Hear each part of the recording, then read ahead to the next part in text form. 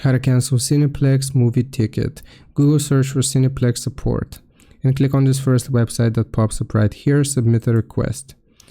Here you will need to provide your email address and the subject is going to be cancel ticket. So description.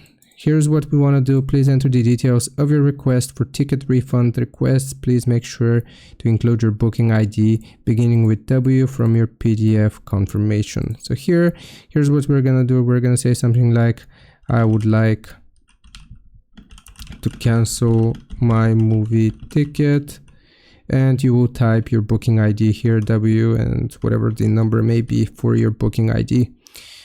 For the issue, we're gonna go and scroll down until you see guest and just choose whichever the reason may be. So for example, guest selected the wrong movie, and Zinc3 session here, we're gonna leave it empty, and you will just click on submit, and you will check your email for the confirmation of the cancellation. Hope this helps. Leave a like and sub. I'll see you next time.